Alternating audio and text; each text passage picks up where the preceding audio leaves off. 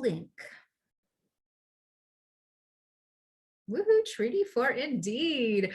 All right, well, good afternoon. Happy Wednesday, everybody. I hope you're doing well. For those who are watching on the video or catching this on the replay, welcome, hello, glad that you tuned in. So hope you're doing well. Tomorrow is a special day, a first day of its kind. It is the first National Truth and Reconciliation Day. So I hope you have something planned, whether it's, quiet time for you and your family. Maybe you're going to go to a ceremony, maybe you're going to be involved in some sort of community event, but it's an opportunity just to take time to commemorate the residential school and the legacy and, acknowledge this hard, path that the ones who walked before us had to endure. So take that moment, take some space for yourself, and to just be gentle, go gentle, be kind with yourself. Before anything, I think it's always important to give a shout out, to give thanks to Creator for the gift of another day. The sun here in Amisquithie, Waskagan, Edmonton Treaty 6 is shining. It is bright today. So that sun, when it rose in the east, that's Creator meeting us for another day. And what do we do with this day? Well, we grow, we learn, we do our thing, we follow our path, we honor our spirit, we honor the circle and the land that's around us. And I'm just so thankful for this Cando community that we have created here. So today's webinar is hosted by BC Innovate. So we're welcomed. We're happy that you are joining us this afternoon. So I'm going to get right to today's workshop. Our presenter is going to the webinar title, which I think is awesome: Old World Economics versus New World, the Modern Day Grease Trail. So prior to contact, Indigenous peoples were wealthy. This is often recognized through our reflections individually and collectively as Indigenous peoples on the impacts of colonization.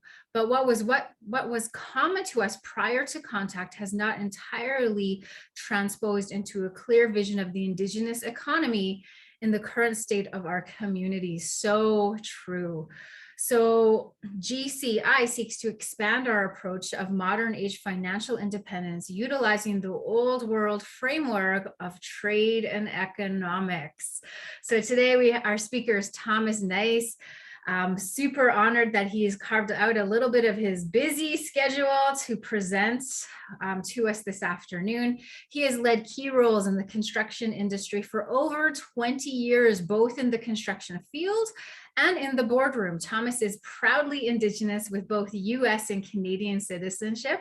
His multi-ethnic background, experience in construction industry, and relationship-based approach to business has propelled him to become the lead operator for GCI. So originally from BC's Pacific Northwest, Thomas has family roots in the Kitimat and Terrace regions, directly with the, I'm going to say, Helsa and Kitsala peoples. And you can correct me if I'm wrong, Thomas, and I'm sure I am.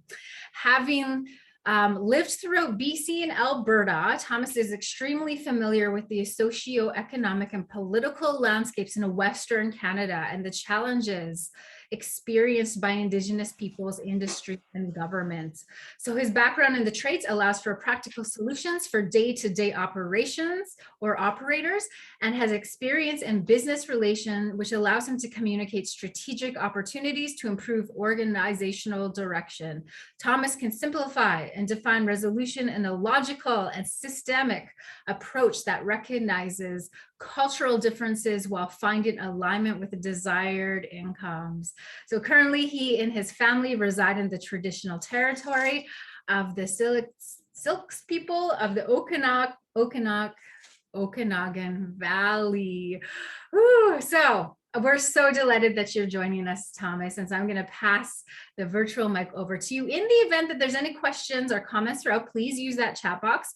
I will make a note of them, but we will definitely have opportunity for your questions and comments at the end of today's presentation.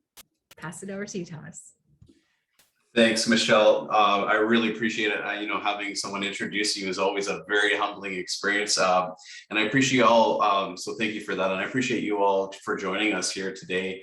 And, one thing I asked Michelle and Liz, before we got on the call, is where is everybody coming from? I don't know if we can take, just a few moments before we get into the presentation. I would love to hear kind of, your name, what you do, and where you're from, what your community from. That would be extremely helpful for me, if everyone's up for that. I think that's a great idea. Ken, you're gonna go first, hey? Sure. My name is Ken Zarachansky. I work for Canada Post. My responsibility right now with Canada Post is to make sure that we obtain as many Indigenous truckers to quote on our contracts. So my job is an Indigenous role to be involved, and I'm trying to be as much as I can to understand and to be involved. So once the pandemic is over, we'll be opening up a lot of contracts. A lot of the contracts across Canada that are appropriate are probably one driver, one truck, one route. So that's my role, and I'm an aggressive supporter of the Indigenous way. Love that, Ken. How about you, Sarah? Bonjour, Sarah Indisputably, from Saugeen First Nation in Treaty 1 Territory, Manitoba. I used to live in BC. I'm just moving back. I volunteer with this non-for-profit in my reserve that we created, me and a few of my cousins. It's called a Saugeen Youth Group, and basically we just wanted to start doing things that we found our chief and council weren't doing, and now I'm kind of learning about business and stuff because I'd like to create a Saugeen Sustainable Solutions warehouse and stuff, and so here I am. Love it. All right, Vicky, how about you? Where are you joining from? And what is it that you do? Hi, everyone. I'm in Vancouver, and I am a business lender. I've worked with credit unions and nonprofit groups over the years, including working with a group of First Nations up the coast who are part of the Coast Funds group in BC. And now what I do is work with businesses around sustainable enterprise, whether that's nonprofits creating a for-profit arm to fund programs, or for-profit organizations looking to add a lot more environmental or social impact to their work. Thanks for having me. Thanks, Vicky. And if I remember from our chat box, Keanu, oh gosh, she I'm gonna say she lives in Regina, so Treaty 4 territory, and she has a sore throat today. Yeah, thank you all. I appreciate, I think that's everybody. Thanks everyone for sharing a bit about your stories, and just listening to you. I'm going to try to change my presentation today based on kind of who's participating live on the call. So I appreciate your attendance, and I'll just get right into it. At any moment, please feel free. We can stop and have questions, or we can just wait to the end. I'm very flexible, so we can do either or. Let me know if you guys can see my screen. Perfect. Sounds great. Okay. So as Michelle was saying, what I'm going to do today is kind of talk about old world traditions and cultural values that I used to have, or the Heisley used to have as a North Coast coastal people, and I'm going to try to relate that to the business world, kind of a modern day business world.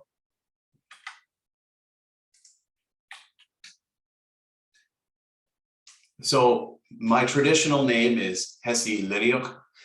It translates to canoe builder. It was given to me through ceremony by it is one of my grandfather's name, and he was a canoe builder amongst many things in my community. I'm very honored to receive that about 5 years ago, actually. So how I've come into that name is very special to me. And I don't look Indigenous. I've always identified as an Indigenous person, but when I received it, I've always been active in my community. I lived on my reservation for a period of my life, and lived off my reservation now. But it was really special to me that my community has accepted me for the way I am, and to receive my grandfather's name was very special. As Michelle said, I come from the Haisla and the Kitsillas peoples, which is Chimsian up in the northwest coast. So you know that as what is kind of Kitimat is Haisla, and Terrace is, where Kitsillas community is located, and part of, and so they are kind of neighbors. They are neighbors actually. And so I have family roots in both these communities, and I'm proudly say that I'm from both these communities, but my grandfather's name is Haisla. So I've lived throughout BC and Alberta, as Michelle said, throughout my life, and lived all over British Columbia the last 20 plus years. Right now I'm in Kelowna, which is in the Silks territory.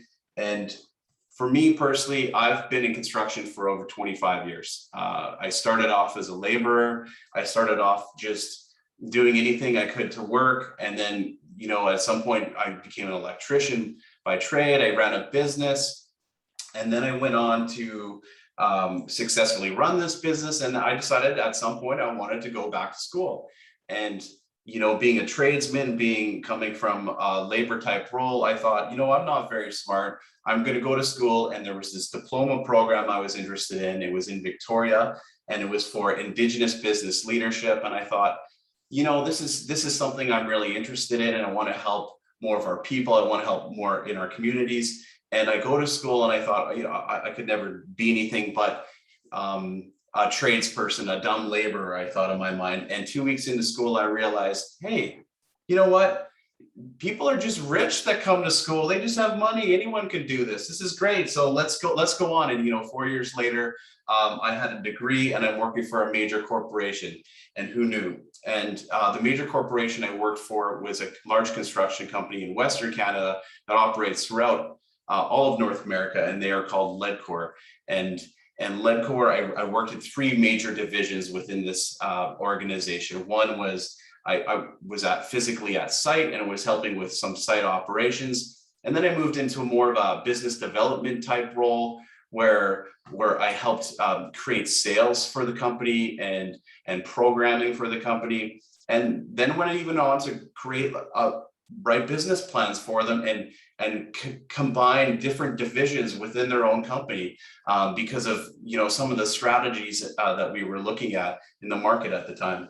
And then in about 2016, I was ready to leave. I felt like I had enough of the corporate world, but they reapproached me, and they said, hey, would you be part of a team that can help us identify and write our Indigenous Affairs program?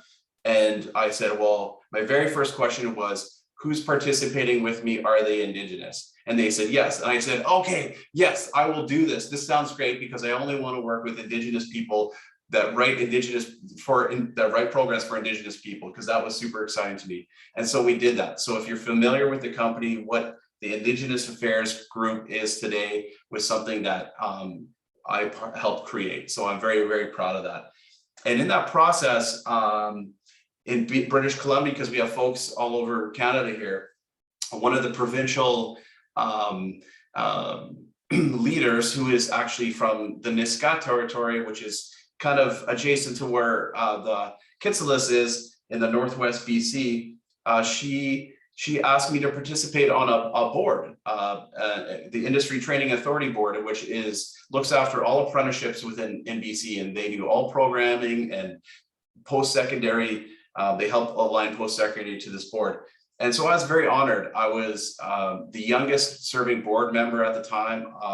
I got pulled to the board because of what I was doing with Indigenous communities and helping align strategies in the market. And very proud to say that that organization went from a single digit to a double digit partnership group by the time I left. I served a 3-year term. So very, very proud of that.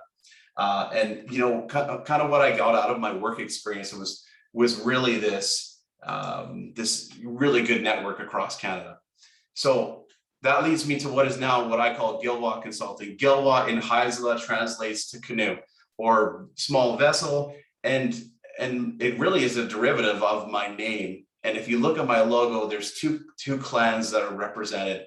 One is from a Haisla community, and one is from the Kitsilus community. So that's what Gilwa is today. And Gilwa came from the thinking and idea that I like to help people create their journey and I use the metaphor of a canoe so that they can get from A to B. And that's what Gilwa, how it kind of started. I wanted to help our people. I felt like, I wanted to be in a position where we could do more. And I worked with industry and I saw how quickly government moved, and industry was moving the fastest. And what I saw in our communities was that we needed a lot of help, and we needed a lot of support, and we needed a way to get there. And I had experience on the other side almost my whole life, and now I was willing to kind of come and really work hand in hand with communities as they grew through their economic strategies within their own communities. Gilwa is 100% Indigenous owned and operated. We're federally recognized in Canada, and we're part of the CCAB. These are all just plugs, folks. These are all just affiliations and Indigenous organizations that help support Indigenous programming across Canada.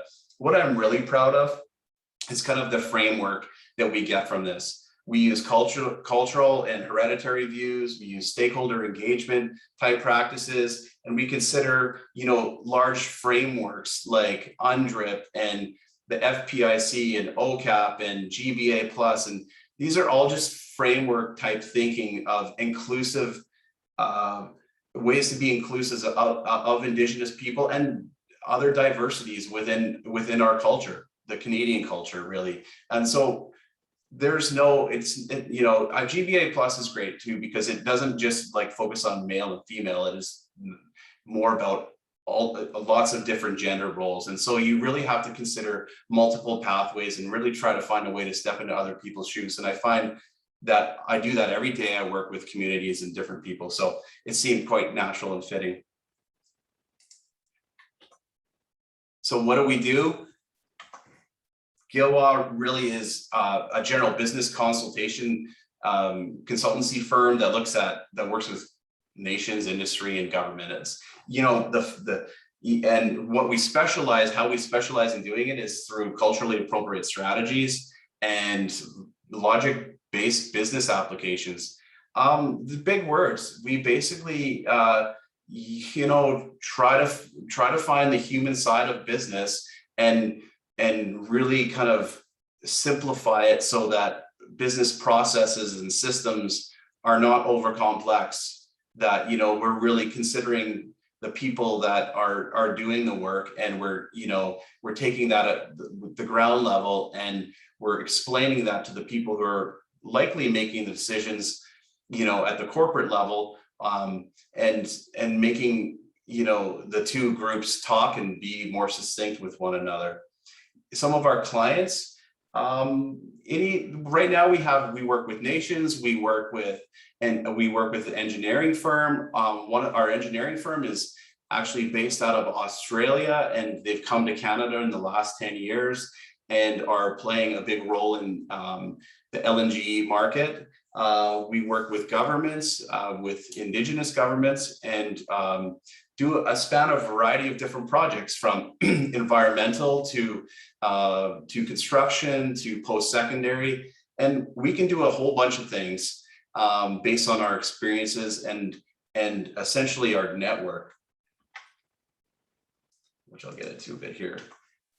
I believe in kind of a long-term strategy. I believe in working with others can be quite meaningful and powerful. And so we've aligned with other consultancy firms across Western Canada that do really powerful things. And the interesting thing is, because I'm seeing all these women on the workshop today, is that I didn't realize until today, this is just how I think, that all the firms that I've presented here on my PowerPoint are all led by women. I think that's super powerful. I never even realized that before today. I think that's just an interesting observation here. But one thing I truly believe in is a long-term thinking strategy. Early in my career, I was put into a lot of sales courses and professional development series that spoke to short, medium, and long-term sales opportunities and how do you develop these sales strategies. And I remember coming back to the office and being a little frustrated with that because it didn't really align with my personal values. You know what? I stayed steady. I kind of stayed my course, and managers would challenge me, you know, your sales, like when they looked at it over the first year, your sales aren't as good as other people's. I said, you know, give me a chance, give me a chance. I believe in the relationships that I'm developing. I believe in the people that I'm connecting with. And you know what? It started to bear fruit, you know, and even today, years later, I can still pick up the phone with some of these folks and still have a meaningful conversation because I believed in myself and I believed in the power of relationships. And that is a long-term strategy and something that we do as Indigenous people, I think, just inherently and collectively as meaningful. We intend to be.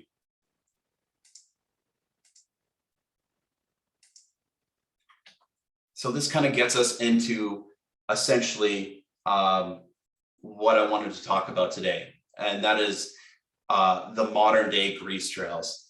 And the best way to start this is to talk about the little fish, the ulikin. I'm not sure if you guys were in person, I would ask as a raise of hands, who knows about the ulikin, but the ulikin is really, you know, really significant to the people of the West Coast. The West Coast peoples. It was known as the Cando fish, the salvation fish, the savior fish.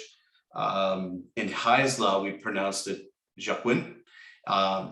It was a staple really for West Coast peoples from California to Alaska.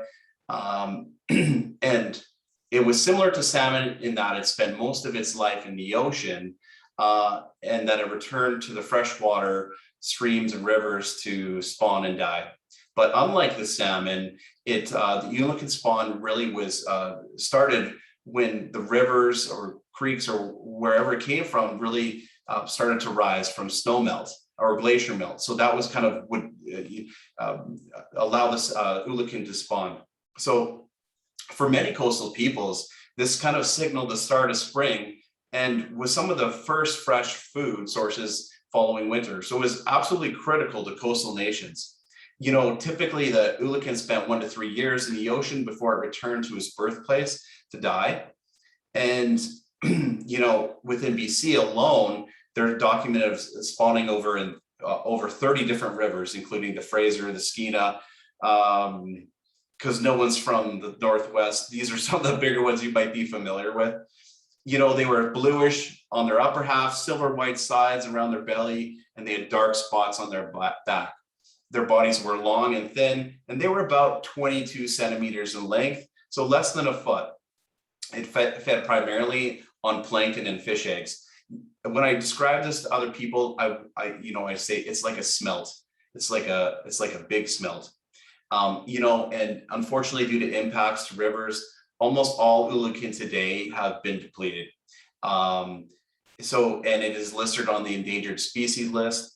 And for many coastal peoples, the ulikin was a large part of their identity. And for the Haisla specifically, this is absolutely the truth, where now the ulikin would originally spawn in the Kitimat every year annually.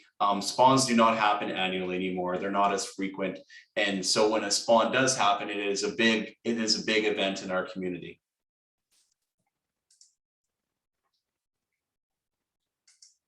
So just how does that relate to our identity? Well,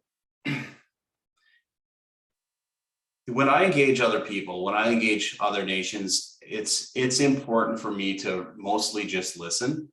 It's important for me to just try to understand, come into the situation open-minded, because I don't know someone else's experience. I don't know where they're coming from. And I would hope that the relationship that we generate is a reciprocated relationship based on respect. And so I really encourage you, if this is not, although a lot of us are Indigenous on the call, to use that same practice when you're engaging with other communities or just other people in general. And I truly believe that, you know, expectations lead to kind of biased decision making. So rather be open-minded, because that would be lead to more informative discussions and likely learning. So really, how does this relate to our identity? Well, if we consider UNDRIP, for example, and I'm not sure if you are familiar with UNDRIP, but if you aren't, please go read about it. It's just basically a framework of ideas that talks about Indigenous rights and how the United Nations looks at it. But I use that in some of my discussions, and really kind of 3 articles really touch on Indigenous identity, and that's 11, 15, and 33. And you can read here, but they're really about the right to practice and revitalize cultural traditions and customs, the right for dignity and diversity within our culture, and our ability to choose what that looks like, and the right to determine our own individual identities.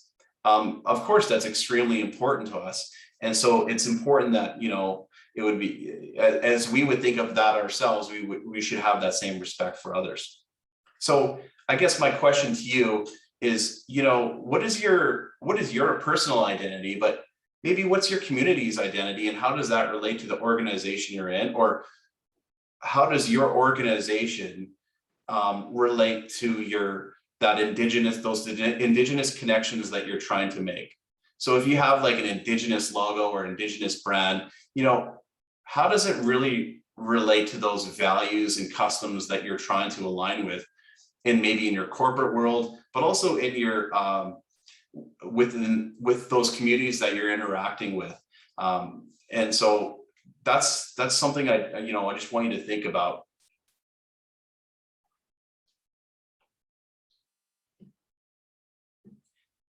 I guess my other point there is, you know, do those processes and procedures that allow you to connect with others, do they follow that same identity? Do they consider identity? So going back to the Ulukin here. So the Ulukin play an important role in our ecosystem. During spawn, many animals have been known to follow schools of Ulukin into rivers and streams, sea lions, seals, whales. And when the fish die, they become food for gulls, ducks, eagles, other birds, as well as otters, wolves, bears. Other animals feed a lot that can roam the banks will feed off the Ulukins as well. So they spend, and then after they spawn, they spend much of their time in the estuary, up to a year after they're born. The female Ulukins can lay up to 25,000 eggs. Now, the numbers are not firm on what the Ulukins, how many Ulukins would spawn together, because colonization had a major impact on this little fish.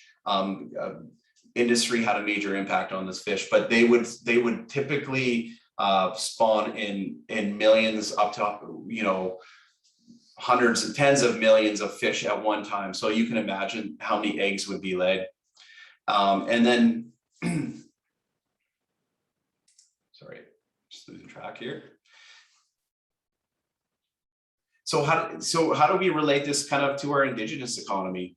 You know, it's estimated that about right now that our Indigenous economy is valued around 32 billion. Some have suggested it could be up to 100 billion in the next 10 years. But in the context of your business plans or your community or your organization, what does this mean? You know, I've been fortunate that you guys all did a roundtable here, and I heard that you work in different markets, which is great. But how does your individual community's knowledge kind of, you know, translate into your business practices? You know, if I'm just thinking of Sarah, and Sarah's wanting to start her own business, and will your values, I guess my question to you is, will your values be, will they come through in your business going forward? That's something that, you know, I challenge you to do, because people will find that genuine, people will find that honest, and you'll be able to kind of make personal connections, not only with yourself and your culture, but they'll look at you differently and identify with your business differently. So just something to consider. If we consider the spawn though, going back to the fish of, laying 25,000 eggs, I just want you to think about this. Not all opportunities will bear fruit. Not all opportunities will bear life. They won't.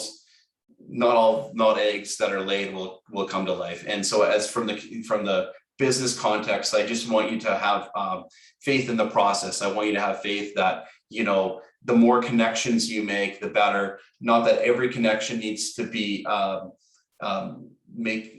turn out to be some kind of business value for you or business value return. In actuality, I would say that most connections I make don't become some kind of don't give some kind of financial return, but rather they just help build a network. They just help build a group of people that are around you that make you and your business stronger. And some stay dormant for generations to come. Up to 30 years. I've seen, I work on major projects in construction. So some projects will get started, they'll do the processes related to that, and they may not even happen in my lifetime. Even in my own community, the major project in Western Canada, LNG Canada, which has started in the last 4 years, originally was considered before I was even born. So that's over 40 years. And that's a long time. As it relates to you and your business, are you doing the things? And I think of the lady in finance. I don't know if she's still on the call here, but if I think of the lady in finance, does your organization, if you left, does your organization have the proper systems in place to record what you're doing today? Probably you're going to have to, if it were around, you could collect all your emails and all your paperwork that you put together, and you could physically hand over a file. But I always challenge this to my clients and say, if I got, if I left for whatever reason, I won't be crass about it. If I left for whatever reason, or the person I was working with left, would business continue on? Or, do you have the systems in place to record what we're doing today? Do you have a system in place to pass that information on to the next person? Probably not, I would say. And, I challenge you here, because I think that, in large companies, they call this quality control or ISO certification. We can do the same thing whether we have a small business or work for a very large company. We can put together systems that allow us to pass the information that we're doing today onto others, the next person in line, or just generations down the road after we leave or we retire. We need to have that systems in place. And I really challenge us as Indigenous communities and people and businesses to consider doing the same thing, so that when we have growth in our business or we work for a community as at the ACDEV level, that we can pass these systems on to future people.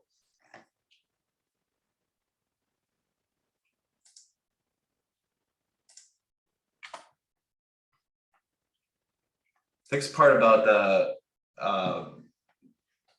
Ulukin spawn that's quite interesting is how they harvest the fish. Ulukin have been harvested in the spring.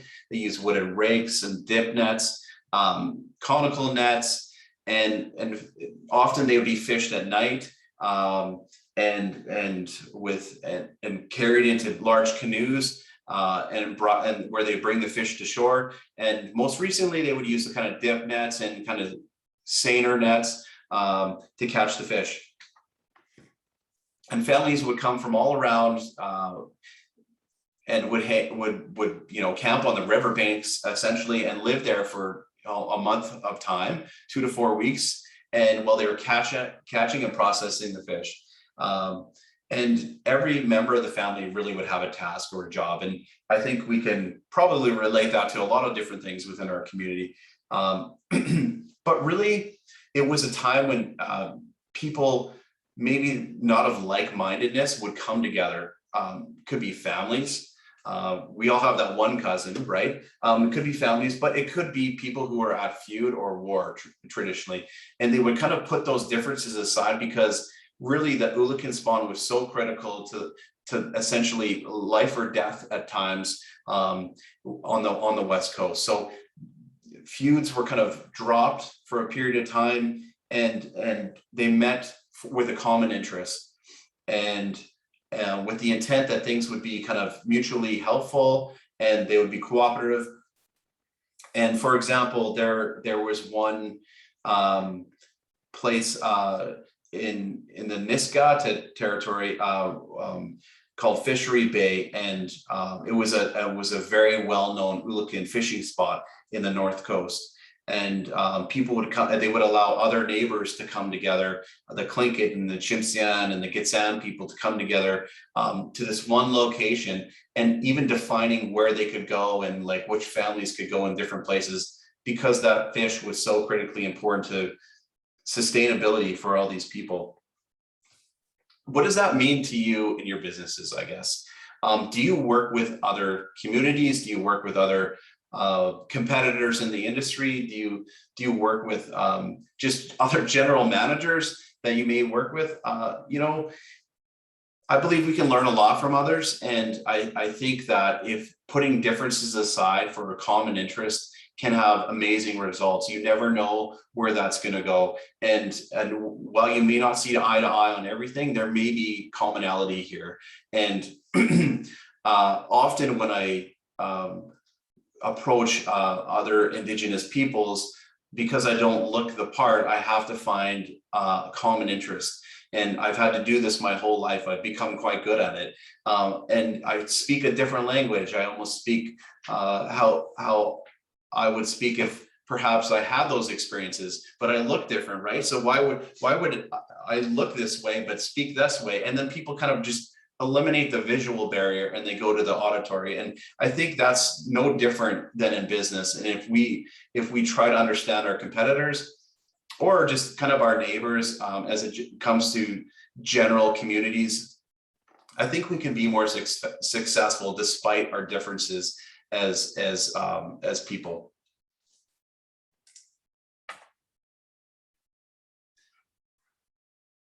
So similar to that, I think, you know, I touched on that in business, but, you know, if I look at something that I often run into when I work with our Indigenous communities is I ask the question, you know, how does it work with your neighbor? What are we allowed to do with the neighboring community? How can we work together? And I kind of get the same answers. I get, oh, we want to work with them, but we're not sure how to kind of work through the politics. Yeah, I recognize that politics is complicated. It is, I'm definitely not a politician and don't ever want to be one. But, you know, my lens, and I encourage you to use this lens, is to use it from the business perspective. And especially being business people yourself, we can effectively address this situation based off, you know, business type terminology or working type relationships. And we can effectively address the differences between ourselves and yet the commonalities. And so often, you know, when I go into a client, when I have this discussion with clients, I say, you know, this is what I'd like to do. And whether it's you know, a board of directors or maybe some political leaders for a community, I can tell you they all respond the same when it comes to facts and data. They love this stuff. And from my experience, you know, even the provincial government loves this stuff and didn't really start using it until like the last 5 years or so. So yes, they did, but on a more grand scale. So I would say that it's really important that you collect data and use data for the benefit of your business and your pursuits, your business pursuits, because, you know, it doesn't lie. It will be able to speak to multiple divisions within the organization that you work for, and it will be very powerful for you.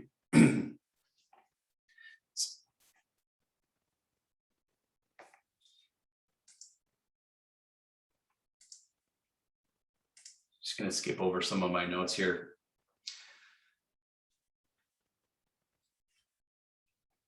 You know, in the West Coast, we would talk about this shared wealth concept as in the potlatch. Maybe not, you might not know about the potlatch. It was once abolished at one point and by law, by Canadian law. But you know, I guess the interesting thing here that the point I'm trying to make with the potlatch and the Ulukin is that it was a way to share wealth. We have the ability to share our business successes and business experiences with others, whether they're our neighboring communities or our competitors, in a way that's meaningful. And so I encourage you to do that. It can create bridges. It can help you build bridges that are likely beyond, you know, how you think about this situation. So I challenge you to do that. So once they processed the fish and they brought them to shore, they would do a few things. One would be they'd hang them in racks and they'd smoke the fish and eat them, you know, smoked or cured for smoked, or they just simply fry them. And they typically, the first catch, because I've been fishing, grew up fishing, you typically eat it. And then you kind of worry about processing the next batch or so. But when you catch an abundance of fish, you know, this was one way to deal with it. And they would hang them on racks. And this is an interesting piece, is that they would point their fish bellies towards the sun, and they'd face all their fish bellies towards the sun, so it'd help with a more even drying and curing process. Now, you know, if we kind of related this to kind of business, it's a slight variance. Like if you just turn that fish, you know, 50 or 90 or 180 degrees, it can make or break, you know, it could mean feeding your family for an entire year or not. So that's just a slight little variable in that process. Now, if we related this to business, can that same effect be meaningful to others? And if you knew that it was, would you be able to share that? Would you be willing to share that? Traditionally, you know, we would share things verbally. Now we have so much more opportunity to share things through, you know, email. Just think of the last 2 years that we've all experienced having to have these online discussions, or getting good at email communication and telephone communication. There's so many ways we can do that now with the power of the internet, that I really encourage you to, like, you know, just consider, would you share that information with your neighbors? So if they didn't smoke it or dry it or eat it right away, they would do this, and this is how they make grease.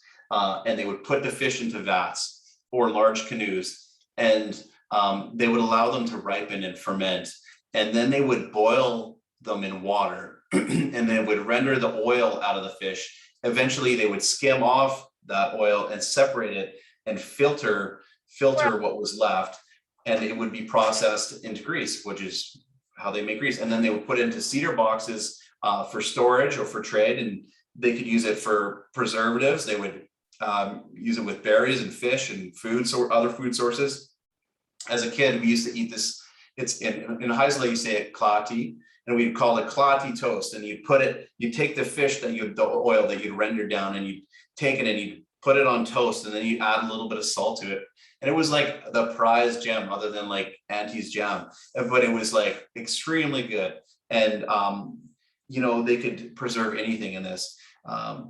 You know, but the fishing and the time to process the fish takes a lot of time, and it's that whole experience that, you know, think of that 2 to 4 weeks that it took to fish and cook the fish down, which is really critical, because it was a time of joy. It was a time of celebration.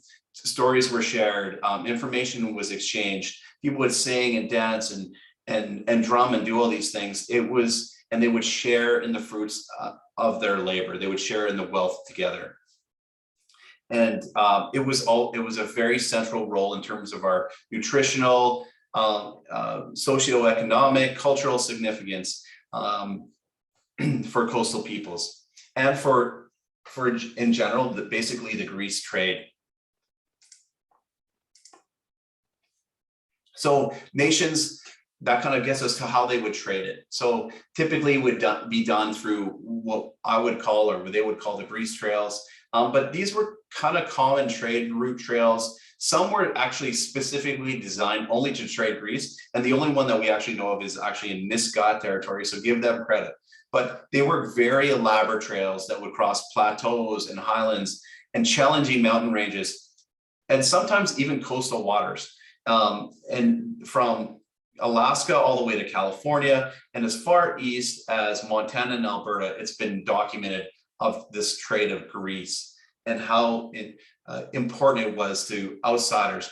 And people who had the grease would typically trade for things they didn't have that access to, or easy access to, on the coast, like pelts, maybe baskets, berries like soap berries, leather, obsidian, just basically anything they couldn't get their hands on. So I think we talked about some earrings before the call. That was even something that they would trade for, because that was really valuable to like others. So the trails were elaborate, so elaborate and so important that during kind of early European contact, that fur traders would use them on their passage to kind of get to and from places. And then the second wave kind of gold, people who are trying to access gold would use them as well. And even to the point where some of our highways, some of our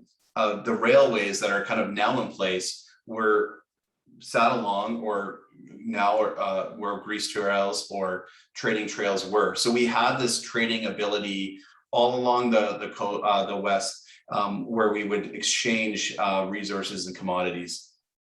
And then when we kind of met for trade, it was a time of feast, and whether it was a potlatch or was some kind of other just hey, let's eat, we just got this grease. It was very important. And you know, it's been known that during some of the potlatch or some of the feasts, that those who were more wealthy and the chiefdoms, you know, would try to impress their guests by throwing grease onto the fire, creating some kind of atmosphere, allowing it to spark, because it's a very fatty fish. Or, you know, they would honor people by putting some of these fish onto the fire and allow them, you know, to welcome them as new arrivals. And really, as kind of we all understand, feasts were really, as they are today, a time for information exchange, marriages, alliances were made, and just wealth was shared. So it's a really critical importance to our culture. So this is kind of how does that relate to the modern day world? You know what? Originally, we were extremely wealthy. Wealth was defined in our own minds, but part of that was food and our food accessible resources. And we were able to share that with others, not just within our specific territories, more broadly. And I would say that we still have that opportunity. I would say that, you know, as our Indigenous economy grows, as we start to find ourselves in our Canadian history, that we can share in our experiences and somewhat like share the wealth. We can be more successful collectively than we can individually. We recognized that before. Why can't we recognize it now? I challenge us to try to recognize it going forward. And you know, I've been very fortunate to, even though I live in the Okanagan, been able to, every time there's a ulikin catch, I've been able to, somehow it still gets delivered here, and I'm very happy for that. And I sit down with my family and friends, and we have a bit of a fish fry. And the last year, as I sat down with everyone and we were talking about kind of old world and new world traditions, I thought, you know, why can't we take, you know, a lot of our culture is really big on art and language, and those are very important and critical pieces to our history, but so is our wealth and our Indigenous economy originally. And so I want to relate that and speak to it only with the intent that we can be wealthy to in the future, and we were once, and we can look to that going forward. And let's use that, let's recognize that in our own traditional values, and find ways in your own communities, from your own individual cultures, and use those values in your business practices, and how you look forward to your engagements with others, and just with in general with other people.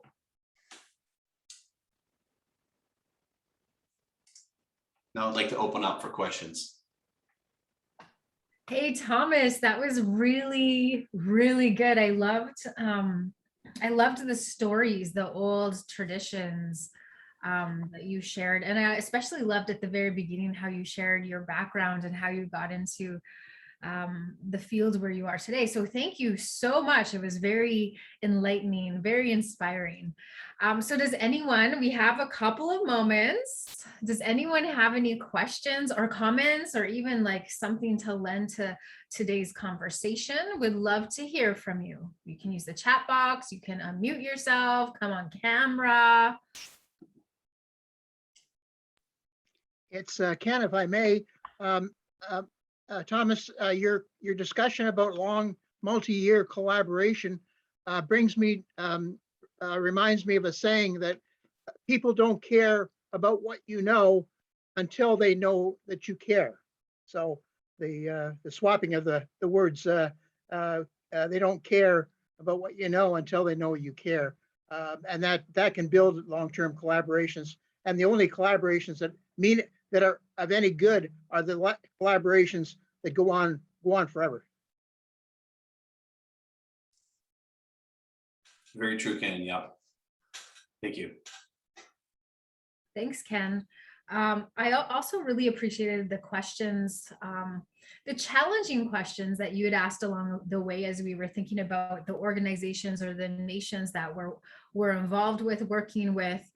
So I really appreciated those questions, and particularly how you brought in the UNDRIP piece. I think that is so important. I remember years ago, it was like in the forefront of all of the work we did. And, you know, as most things begin to fade to the background. And so I really appreciate how you brought that to the forefront again, for me anyways, and looking at my organization. And it's time to maybe revisit that, just to refresh, to inspire, and to make sure that we're staying that path. So thank you so much for that.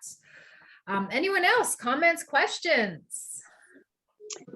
Hi, it's Vicky from Vancouver. Can you guys hear me? Yes. I really thank you very much for the presentation. And when I first saw it today, I was thinking of my kids in the public school system and what they learn and don't learn. They're grade 1 and 5, and how it does start with each generation to understand the different ways that we can work together. And we're so capitalist and private enterprise and private property focused that there's hardly room for discussion about community initiatives, and there's almost no room for practicing those. And I think it's by practicing that we actually ingrain that with our kids. So I'd be really interested in some conversation around that. And then sort of further, the work that I've done with communities, and this is appropriate for Cando as well, is it's very often led by an economic development strategy or an economic development lead in community, which businesses will be focused on. And very rarely do co-ops as a model come up, or the same kind of language around social enterprises. And so it feels like there's a need to build the language bridge again to traditional businesses, so that people can connect their traditional experiences and what they want for both their community and their resources with how they're going to run businesses. I have a kid screaming at me, so I'm going to mute myself and listen. Hold on a sec.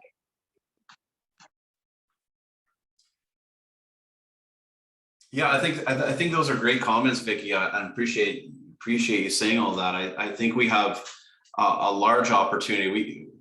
People look to us all the time as leaders. All I was trying to do today was say, hey, look, we explore all these things based on our language and our cultures.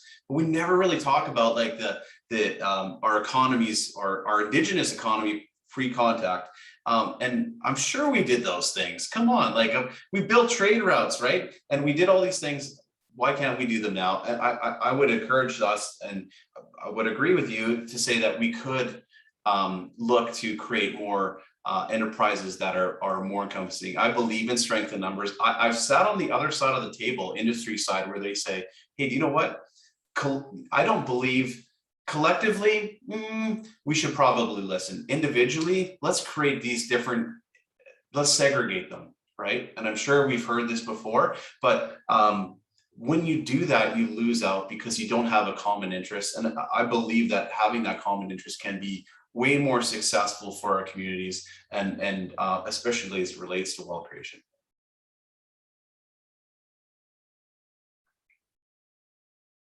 That's really great. I too really believe having that common interest. You know, there have been many webinars where we've had different guest speakers, and there was a theme that, you know, I've been hearing over in the last year is about, you know, we need to really hear from that community and build from the voice of the community. You know, we do have our leaders, we do have people who are experts in their particular fields, but you know, at the end of the day, it's about this collective. It's about bringing that circle together and listening and bringing and drawing all those voices. So to bring that common interest and to walk that common interest for the benefit of that nation, of that community. So really good, really good. Really good, and really good question, Vicky. Really good thoughts, comments. All right. So. Well, thanks, Michelle. I'd like to thank Cando for allowing me to talk about this and giving me a platform to do this and to talk about this. And really, this was my very first discussion on what I'm calling the modern day grease trails for Gilwa. And I'm going to talk about this for 2 years. So I appreciate Cando and Michelle Elizabeth for helping set this up today. And thank you for everyone who participated, and all the best be with everybody. Awesome. Thanks, Thomas. Thomas, it was really great. And I've heard a lot of presentations and webinars this year, and this was very unique. I just really appreciate it. I could visualize it all. So thank you so much for what you brought to the table today. We really honor and appreciate you. So thank you all for joining us. We hope you have a good rest of the day, and take the story and the knowledge that Thomas had brought to us this afternoon, and, you know, take some time to reflect and think on it, and then just think about that bigger picture, that bigger vision for, you know, stronger communities. So thank you all. Be well, and I hope you have a good rest of the day. Peace.